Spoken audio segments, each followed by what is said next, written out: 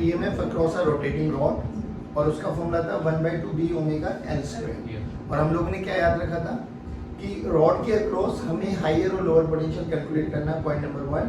फिर हमें ये देखना है B ओमेगा L स्क्वायर में एक पॉइंट वो होता है जो हिंज होता है, हिंज और वो पॉइंट के बीच का दूरी था L। अब पॉइंट नंबर 1, आज हमें बात करनी है, हमें ना मोशनल EMF से कुछ क्वेश्चंस करने हैं। पहले ये वाला केस देखो, फिर ये वाला केस देखते हैं, फिर इनके कॉम्बिनेशंस देखे जाएंगे खूब बहुत सारे। और NCERT का एक बहुत फेमस क्वेश्चन, बहुत फेमस, मैक्सिमम आपको देखा जाएगा क्वेश्चंस पेपर में जरूर। तरीका सुनना आराम से। बोला गया कि find the induced EMF at this instant. At this instant का मतलब समझ में आया? ये तो पक्की बात है ना भाई, ये कंटिन्यूसली चल रहा होगा। एट दिस इंस्टेंट का मतलब बताओ कि जब वो इस पॉइंट पर है उस समय इसमें कितना इंड्यूस्ड EMF है। तो सबसे पहले क्या करो, जो कि हमारे पास एक इनफाइनाइट वायर है, इनफाइनाइट वायर है तो इसके कारण मैग्नेटिक फील्ड होगा।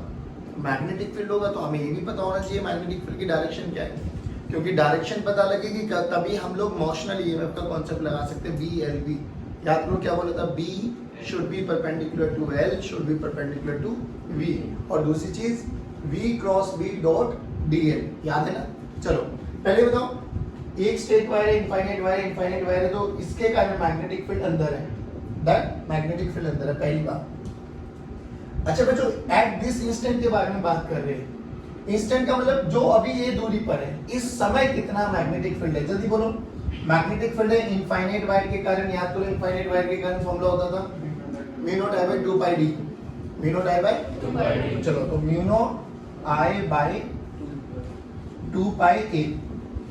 एक चीज और बताओ, क्या रॉड का ये वाला एंड भी ये दूरी पर है, ये वाला एंड भी ये दूरी पर है, ये वाला एंड भी ये दूरी पर है, ये वाला एंड भी ये दूरी पर है, तो क्या इसके क्रॉस मैग्नेटिक फील्ड यूनिफॉर्म है?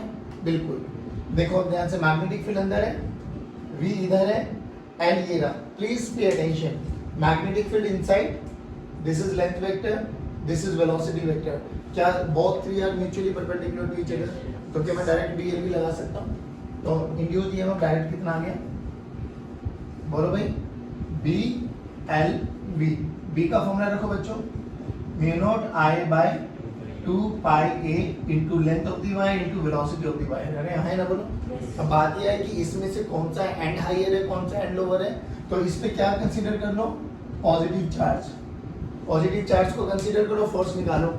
मम्मी मैग्नेटिक फील्ड अंदर, बेटा इधर, पापा किधर, ऊपर है। तो अगर मैं इसका नाम दे दूं, this point is A, this point is B, तो क्या ये जो आपके पास मूविंग रॉड है, क्या ये एक आपके पास बैटरी की तरह बिहेव करने वाली? अरे हाँ है ना, बोलो।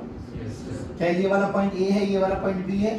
क्या यही E है? तो VA माइनस VB बोलो, E के बराबर है। और E की वैल्यू अभी अभी निकाली, जल्दी बोलो, mu naught ILV by 2 pi A। ये बताओ, ये समझ में आएंगे? जिस भी इंस्टेंट पर पूछा जाए उस इंस्टेंट पर B निकाल लो, चेक करो क्या B कांस्टेंट है या वैरी कर रही है। अगर कांस्टेंट है तो डायरेक्ट फॉर्मूला लगा दो, वैरी कर रही है तो इंटीग्रेट कर लो। ये वाले क्वेश्चन में देखो फर्क क्या है, बस पहले जो वायर ऐसी रखी थी अब वो वायर को ऐसे कर दिया, जो वायर पहले ऐसे मूव कर रही थी अब उस वायर को ऊपर मूव करा दिया। Is there any difference? Is there any difference? L और V तो अभी भी म्यूचुअली परपेंडिकुलर है, क्या डिफरेंस आया? B अभी भी अंदर है, तो फिर इस वाले क्वेश्चन में और उस वाले क्वेश्चन में क्या फर्क आया? मैग्नेटिक फील्ड अभी भी अंदर है, बट ये ध्यान रख, क्या इसके हर पॉइंट पर यहाँ से यहाँ के बीच की दूरी ये थी? क्या वहां पे दूरी चेंज हो रही है, यानी B चेंज हो रहा है। देखो A वाला पॉइंट देखो ना, A वाला पॉइंट वायर से कितनी दूरी पर है, और ये वाला पॉइंट कितनी दूरी पर है? अरे नहीं आए बाबा। तो बेसिकली मैग्नेटिक फील्ड वेरी कर रही है। अगर मैग्नेटिक फील्ड वेरी कर रही है, क्योंकि मैग्नेटिक फील्ड किस पर डिपेंड करती है, mu naught I by 2 pi A। यहाँ पे देखो ना, A लगातार चेंज हो रहा है, A लगातार चेंज हो रहा है तो B कांस्टेंट है, वेरिएबल है, तो डायरेक्ट या इंटीग्रेशन? इंटीग्रेशन करना आता है? चलो लेट्स चेक इट आउट। क्या करो, x पे जाके एक छोटा सा dx चूज कर लो, बहुत सुंदर। अब ये dx मेरे लिए छोटा सा लेंथ वेक्टर बन गया है ना, अरे हाँ ना बोलो। अब ए छोटे से dx के लिए मैं मान सकता हूं कि मेरे लिए मैग्नेटिक फील्ड यूनिफॉर्म है, और मैग्नेटिक फील्ड का फॉर्मूला बोलो, B की value mu naught I by 2 pi x। छोटा सा डी है, डी निकालो, b into L into V, b into V into L, L की वैल्यू dx, रखो बाबा b की value mu not I by 2 pi x into V into dx। अरे हाँ है ना, बोलो तुझे नहीं लगता इंटीग्रेट कर देना चाहिए? लिमिट बोल कहां से कहां? a से a प्लस एल, x की वैल्यू a से लेके a प्लस एल। चलो डी ई भाई, ये वाला है a पे और ये वाला है a प्लस एल पर, है ना, बोलो देख ध्यान से, mu naught I by 2 pi constant, v बाहर लेके आ जाओ, 1 बाई एक्स डी एक्स का बोलो log of x, log of x, limit बोलो बच्चों a plus L by a। चलो जल्दी जल्दी रख दो, mu not I V by 2 pi log of m by n का फॉर्मूला आता है ना। अब फिर बात वही है कि बताओ इसमें कौन सा एंड हायर पे है, फिर वही इस पे एक पॉजिटिव चार्ज कंसीडर करो, मैग्नेटिक फील्ड देखो, करंट कैरिंग वायर ऊपर है, करंट ऊपर है, अंदर है, तो मैग्नेटिक फील्ड अंदर है, मम्मी पापा बेटा, मम्मी बेटा पापा, यानी ए हायर पे है, यानी इस वाली रॉड को क्या मैं एक ऐसे बना सकता हूं बाबा, this is A and this is B, ये ई बन जाएगा, तो V A minus V B बोलो बच्चों, V A minus V B क्या आ जाएगा, यही वाला फंडा आ जाएगा, mu not I V by 2 pi into log of a plus L by a। पहले बताओ समझ में आया नहीं आया? अब सोच कैसे कैसे न्यूमेरिकल्स बन सकते हैं। से यही इनफाइनाइट वायर है बच्चों, आराम से सुनना, ठीक, इनफाइनाइट वायर है, वही करंट आई चल रहा है, बोला कि यहां पर एक हमने स्क्वायर लूप रख दी जिसकी साइड लेंथ एल है, जिसकी साइड लेंथ, बोला क्या बताओ, उसमें पोटेंशियल डिफरेंस निकालो इसके cross, and this loop is moving this velocity मान लो v इस डायरेक्शन। अब बोल कैसे करें? अब देख तुझे एक चीज समझ में आ जाना चाहिए बच्चों, तुम्हें एक चीज फील होनी भी चाहिए कि सर देखिए ये वाली वायर तो बिल्कुल ये वाला केस बन गया, ये वाली वायर भी यही वाला केस बन गया, ये वाली वायर ये केस के बराबर है, नहीं है? अगर इसी इंस्टेंट पर पूछा जाए कि इस इंस्टेंट पर बताओ कितना इसमें इंड्यूस्ड ईएमएफ होने वाला है, क्या मेरे लिए निकालना मुश्किल है क्या? बहुत इजी है, ध्यान से देख कैसे निकालेंगे, इसके कारण। अच्छा एक बात और समझ में आनी चाहिए तुम्हें, ध्यान से देखना, मान लो ये लेंथ एल है, इसके कारण मैग्नेटिक फील्ड अंदर है, ठीक है। अब हमें ये चेक करना है कि जो इंड्यूस्ड ईएमएफ आएगा वो किसके कारण आने वाला है, इस इंस्टेंट पर बोलो, इस इंस्टेंट पर ये कितनी दूरी पर है वायर के साथ, ए, और ये वाला कितनी दूरी पर है, ए प्लस है, तो यहाँ पे मैग्नेटिक फील्ड निकालो, V1 की वैल्यू जल्दी बोलो, mu not I by 2 pi ए, यहाँ पे बोलो mu not I by 2 pi A plus L, नहीं आया? एक पर्टिकुलर इंस्टेंट पर डी पता है, देखो हर पॉइंट पर मैग्नेटिक फील्ड क्या होने वाली है, सेम, यहाँ पर क्या होने वाली है, सेम, अरे हाँ है ना बोलो, तो इसके अक्रॉस E1 निकाल दो, E1 की वैल्यू देखो V1 into L into we, यहाँ पे देखो E2 की value V2 into L into V, नहीं आया? अब दोनों में से एक को माइनस कर लो, देखो हायर को निकालो, इसमें यहाँ पॉजिटिव चार्ज मान लो, ऐसे positive charge, magnetic field, velocity इधर है, फोर्स किधर ऊपर, तो ये हमारे पास हायर बना और ये हमारे पास, सिमिलरली ये भी हमारे पास हायर बनेगा और ये भी, और इन दोनों के कारण ये क्या होने वाला है, जीरो, क्योंकि एल और B are parallel to each other, तो इसके क्रॉस भी जीरो और इसके क्रॉस भी जीरो। चलो अब यहाँ से स्टार्ट करो, केवीएल लगाना आता है, यहाँ से स्टार्ट करो, VA प्लस माइनस, ये E2 है बाबा, प्लस माइनस माइनस E2, यहाँ से यहाँ तक आओ, माइनस से plus plus E1, this is equals to VA, VA ने भी को, तो E1 की वैल्यू, E1 एक काम करो, E1 इज इक्वल्स टू, नहीं एक काम करो ना, E1 minus E2, E1 minus E2, जो भी आएगा आपके पास क्या आएगा, नेट ईएमएफ, अगर निकालना चाहते हो तो इन दोनों को माइनस कर देना, देखिए आंसर क्या आएगा, E1 की वैल्यू बोल, mu not I by 2 pi A into L B, और E2 की वैल्यू बोलो, mu not I by 2 pi A plus L into L into V. हाँ है ना, बोलो माइनस कर लेना जो भी आएगा, that will be your answer. नहीं आया बच्चों, पक्की बात। इसी क्वेश्चन में एक क्वेश्चन को और कर कि सेम लूप को मैं हॉरिजॉन्टल में ना मूव करा के वर्टिकल में मूव करा देता हूं ऐसे।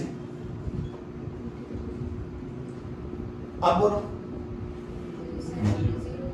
इनके कारण 0 और जितना इसके कारण ऊपर आएगा उतना ही इसके कारण बनना चाहिए। याद कर, मैग्नेटिक फील्ड यहाँ पे यूनिफॉर्म है, कांस्टेंट है।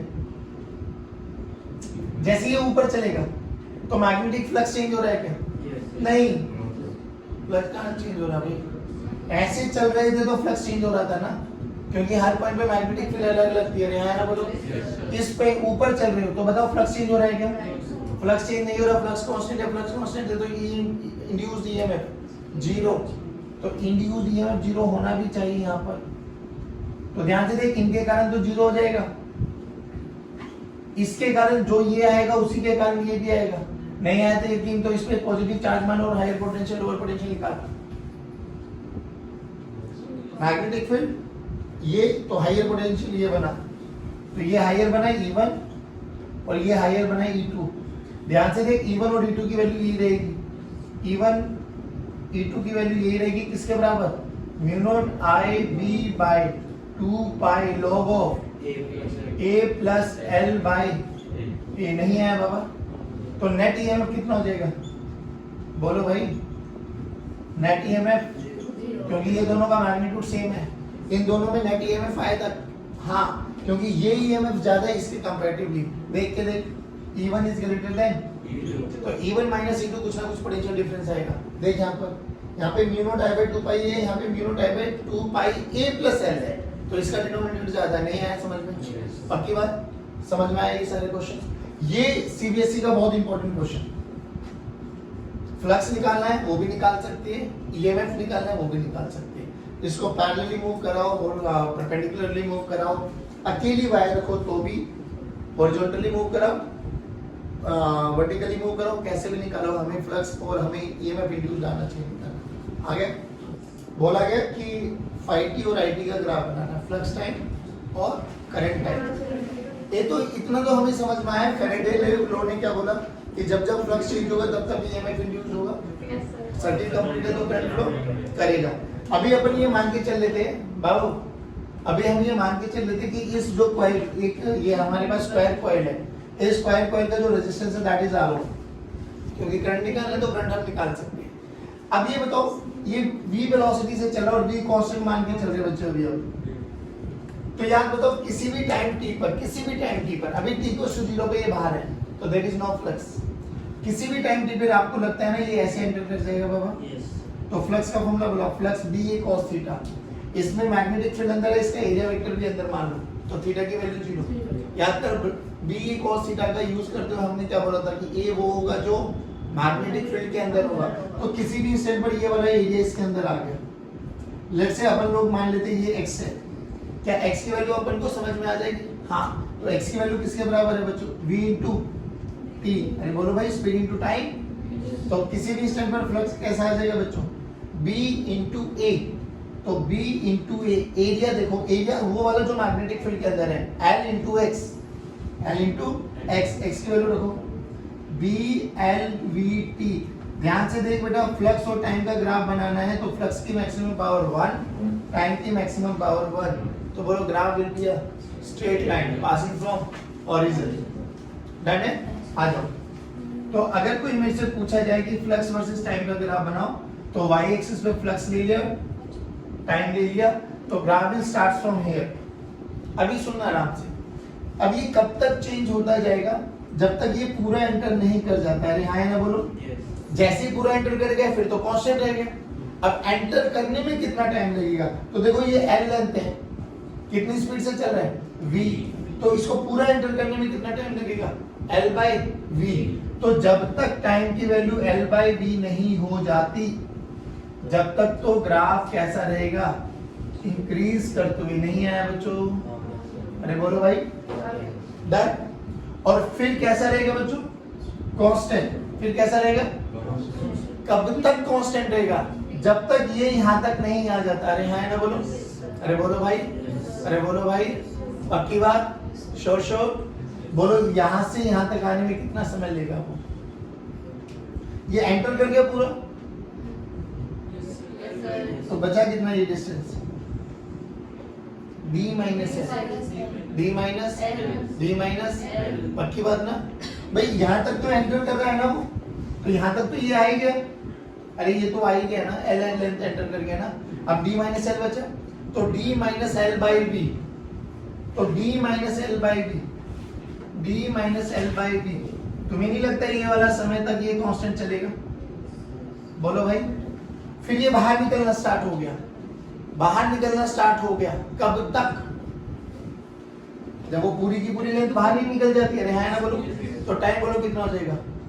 d plus L by B, that d plus, लो भैया, d plus L by B. तो ये ऐसा जाएगा, graph will be like this.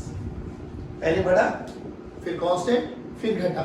अब याद करो हमारे पास पूरे फैराडे लॉ ने क्या बोला कि जो E का फॉर्मूला होता है that is minus d phi by d t. अरे हाँ है ना बोलो भाई। अब देख बच्चे, ये माइनस साइन को बताता है कि उसकी डायरेक्शन किस डायरेक्शन में फ्लो करेगी। अब डायरेक्शन तू क्लॉकवाइज को पॉजिटिव ले ले या एंटी क्लॉकवाइज डायरेक्शन को पॉजिटिव ले ले, मर्जी तेरी चलने वाली है। ध्यान से देखो, जब ये एंटर कर रहा है, इधर देखो भाई, जब ये एंटर कर रहा है तो बताओ करंट किस डायरेक्शन में फ्लो करेगा, क्लॉक या एंटी?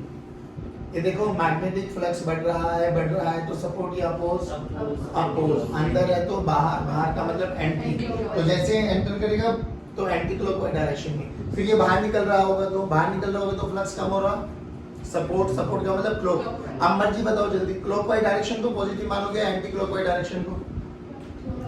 अगर क्लॉकवाइज डायरेक्शन को पॉजिटिव मानेंगे तो एंटी क्लॉकवाइज डायरेक्शन क्या हो जाएगी? नेगेटिव। एंटी क्लॉकवाइज इस सेंस में चला है जब वो एंटर कर रहा है, है ना बोलो। और यहाँ पे यहाँ क्लॉकवाइज डायरेक्शन में। अच्छा एक चीज और समझ में आया कि जब जब फ्लक्स चेंज होगा ईएमएफ तब तक होगा बस, और अगर ईएमएफ है तो डिवाइडेड बाय आर कर देंगे तो आई होगा। यानी हमें इतना भी समझ में आया बच्चों कि यहां से यहां तक करंट मिलेगा केवल यहां तक, लेकिन हमने एंटी क्लॉकवाइज डायरेक्शन को नेगेटिव माना है तो करंट नीचे चला जाएगा। नहीं आया बच्चों? और कितना आ जाएगा बच्चों? E by R. अब ध्यान से देखिए, एक स्ट्रेट लाइन है बच्चों, स्ट्रेट लाइन का स्लोप क्या रहता है? कांस्टेंट। तो ध्यान से देख, E की value d phi by dt, यानी EMF कांस्टेंट है, डिवाइडेड बाय रेजिस्टेंस R भी कांस्टेंट है, तो I कैसा मिलेगा? कांस्टेंट। कितना मिलेगा बच्चों? मतलब d phi by dt into R। अरे हाँ ना बोलो, नेगेटिव। फिर यहां से यहां बताओ, क्लॉकवाइज डायरेक्शन और क्लॉकवाइज डायरेक्शन को अपन ने क्या माना है? पॉजिटिव। तो यहाँ से यहाँ पॉजिटिव बनेगा। नहीं आया ना तुम्हें समझ में? जितना मैग्नीट्यूड नीचे उतना ही मैग्नीट्यूड ऊपर है। बोलो समझ में आया नहीं आया? d phi by dt into divided by r। अब d फाई बाय dt की वैल्यू अगर तुझे रखनी है तो देख d फाई बाय dt कितना हो जाएगा? blv। कितना आ जाएगा? तो यहाँ पे i कितना हो जाएगा? blv by r। और यहाँ पे कितना हो जाएगा बच्चों? Minus blv by r। जल्दी बताओ ग्राफ है नहीं है? भाई मैं फिर कह रहा हूँ सच में बच्चों, बहुत सारे ग्राफ पूछे जाते हैं सीबीएसई एक्सेस में। किसी का भी ग्राफ बना लेंगे। एक क्वेश्चन और कराता हूँ, उसमें थोड़ा दिमाग आप खुद लगाएंगे। ठीक है, डन। आज दिस इज वेरी अच्छा प्रॉब्लम, वेरी अच्छा। सुनो क्या बोला? बोला गया कि अपन वही v वेलोसिटी से इसको मूव कराया गया है, v कांस्टेंट वेलोसिटी है। बोला गया फाई t का ग्राफ बनाओ। चलो let's check it out. Phi t का ग्राफ कैसे बनाए? किसी भी इंस्टेंट पर इसका कोई ना कोई पार्ट तो एंटर करेगा। मान लेते बाबा ये पार्ट एंटर कर गया इसका, किसी भी इंस्टेंट पर ऐसे मान के चलो कि ये नीचे तक है, और किसी भी इंस्टेंट पर हम मान के चल रहे हैं कि ये वाला पार्ट इसके अंदर एंटर करेगा। अब मुझे थोड़ा सा मैथमेटिकली एनालाइज करके बताओ ये एरिया कैसे निकालूंगा। मान लो ये एरिया निकल गया हमारे पास ए। फ्लक्स का फॉर्मूला क्या हो जाएगा बच्चों? b इंटू ए। रेक्टेंगुलर कॉइल है, इसका एरिया वेक्टर भी मैंने अंदर मान लिया। अब नाउ हाउ टू कैलकुलेट ये वाला एरिया? ये तो हमें समझ में आ गया, ये कितना हो जाएगा? v into T. अरे हाँ है ना बोलो, v इंटू। एक चीज और हमें समझ में आती है, ये एल है, ये एल है, तो ये भी कितना है? 45। तो ये भी कितना है? ये 45 जब भी बनेगा, जब भी ये भी कितना बनने वाला है? v इंटू नहीं आया। अब की बात, अब इसका एरिया निकालो, एरिया का फॉर्मूला बोलो half into base vt into height vt। बोले तो फ्लक्स का फॉर्मूला बोलो बच्चों v/2 into V square T square. ध्यान से देख कैसा ग्राफ बनाना है, फ्लक्स वर्सेस टाइम, फ्लक्स की मैक्सिमम पावर 1, टाइम की maximum power 2। Graph will be parabola, graph will be. बस मुझे ये बता दो ये अपवर्ड पैराबोला बनने वाला है डाउनवर्ड पैराबोला। पहली बात तो देख स्टार्टिंग फ्रॉम ओरिजिन, अब अपवर्ड का मतलब होता है ये और डाउनवर्ड का मतलब होता है ये पॉजिटिव साइन है अपवर्ड पैराबोला, नेगेटिव साइन होता तो अब आ जाओ 5 वर्सेस t का ग्राफ बनो, 5 वर्सेस t का ग्राफ। इधर देख लो भाई ध्यान से, कितना समय लगेगा इसको आने के लिए, तो ये लेंथ कितनी है l, कितनी वेलोसिटी से चल रहा है v, तो l by v। अरे हाँ है ना बोलो, तो l by v तक फ्लक्स चेंज होगा, ये पक्की बात है, लेकिन shape will be of parabola. उसके बाद ये पूरा का पूरा एंटर कर जाएगा और ये मैग्नेटिक फील्ड लाइन से इंफिनिटी तक चला हुआ बच्चों, तो इट विल रिमेन कांस्टेंट। नहीं आया बच्चों, अरे आया नहीं आया, पक्की बात, डन डन डन, पक्का पक्का, डन डन। अब एक चीज और बताओ, ये तो फ्लक्स आया है, मुझे तो IT भी निकालना है, तो चेंज इन फ्लक्स निकालो। पहले ये देख लो, ये का फॉर्मूला बोलो d5 dt करो इसको, bv square by 2 into 2t, 2 ने 2 को मारा, ध्यान से देख e की value I bv square by t, r इसका रेजिस्टेंस मान लो बच्चों, डिवाइडेड बाय r। तो IT का ग्राफ देखो, IT का ग्राफ देखो, IT graph will be a straight line passing from origin. नहीं आया, अरे बोलो भाई, तो graph will be a straight line, यानी यहां तक ग्राफ बढ़ेगा, फिर फ्लक्स कांस्टेंट है तो EMF 0 हो जाएगा, करंट भी 0, करंट भी नहीं आया, समझ में? पक्की बात, श्योर, डन डन। अब ये चीज बताना है कि सर ये ऊपर बनाओ ये नीचे बनाओ, डिपेंडिंग अपॉन कि आपने कौन सी डायरेक्शन को पॉजिटिव कंसीडर कर लेना है। पहले ये बताओ किस डायरेक्शन में करंट फ्लो करेगा जब ये एंटर कर रहा है, एंटी क्लॉकवाइज। अगर तू एंटी क्लॉकवाइज को पॉजिटिव मान लेगा तो ऊपर, नहीं माना तो डाउनवर्ड डायरेक्शन में। बट तुम्हें समझ में बाकी बात चलेगा। Thank you very much, have a good day, God bless you, जय हिंद।